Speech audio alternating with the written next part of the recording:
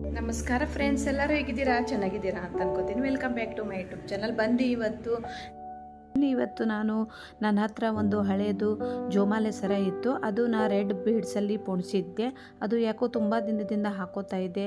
ಈಗ ಎಲ್ಲರೂ ಆಲ್ಮೋಸ್ಟ್ ಮಾಡಿಸಿರ್ತಾರೆ. ಇದೊಂಥರ ಚೇಂಜ್ ಇರಲಿ, ಫುಲ್ ಗೋಲ್ಡ್ ಅನಿಸುತ್ತೆ ಅಂದ್ಬಿಟ್ಟು ನನ್ನ ಹತ್ರ ಒಂದು 6 ಗ್ರಾಮಿಂದು ಲಾಕೆಟ್ ಇತ್ತು. ಅದಕ್ಕೇ ನಾನು ಫಿಕ್ಸ್ ಆಗಿ ಪೋಣಿಸ್ಬೇಕು ಅಂತ ಈ ಐಡಿಯಾ ಮಾಡಿದೆ. ಹೀಗಾಗ್ಬಿಟ್ಟು ನಾನು ಚಿಕ್ಕಪೇಟೆಗೆ ಹೋಗ್ತಾಯಿದ್ದೆ, ರಾಜೆ ಮಾರ್ಕೆಟಿಗೆ.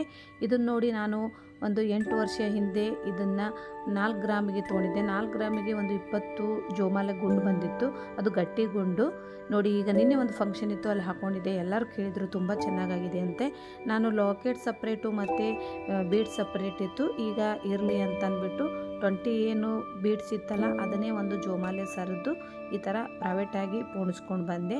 ಅಂದರೆ ಡ್ರೆಸ್ ಮೇಲೂ ಕೂಡ ಚೆನ್ನಾಗಿ ಕಾಣುತ್ತೆ ಅಂತ ಅಂದ್ಬಿಟ್ಟು ನೋಡಿ. ಈಗ ಸಿಂಪಲ್ಲಾಗಿನೇ ಮಾಡಿಬಿಟ್ಟು ಹಿಂದೆ ಅಡ್ಜಸ್ಟ್ಮೆಂಟ್ ಮಾಡೋಕ್ಕೆ ಒಂದು ಗೊಂಡೆ ಕೂಡ ಕಟ್ಟಿದ್ದಾರೆ. ರಾಜ ಮಾರ್ಕೆಟಲ್ಲಿನೇ ಪೋಣಿಸ್ಕೊಂಡು ಬಂದೆ. ಇದು ನೋಡಿ,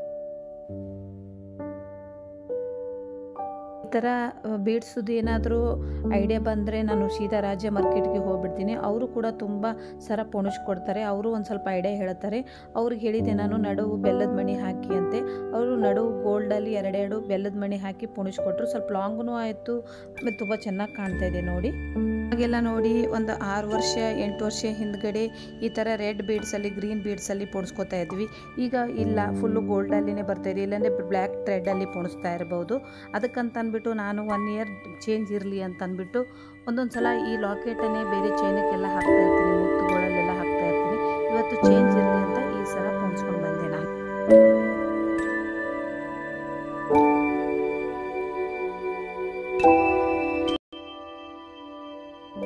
ಈ ಜೋಮಾಲೆ ಸರ ವಿಡಿಯೋ ಹೇಗೆ ಅನ್ನಿಸ್ತು ಅಂತ ನನಗೆ ಕಮೆಂಟ್ಸಲ್ಲಿ ಹೇಳಿ ಫ್ರೆಂಡ್ಸ್. ಯಾರಾದರೂ ಹೊಸಬರು ನನ್ನ ಚಾನಲ್ ನೋಡ್ತಾ ಇದ್ದರೆ ಲೈಕ್ ಮಾಡಿ, ಶೇರ್ ಮಾಡಿ, ಕಮೆಂಟ್ಸ್ ಹಾಕಿ. ಮತ್ತು ನಾನು ನಿಮ್ಮ ನೆಕ್ಸ್ಟ್ ವಿಡಿಯೋದಲ್ಲಿ ಸಿಗ್ತೀನಿ. ಕಾಯಕವೇ ಕೈಲಾಸ. Bye friends.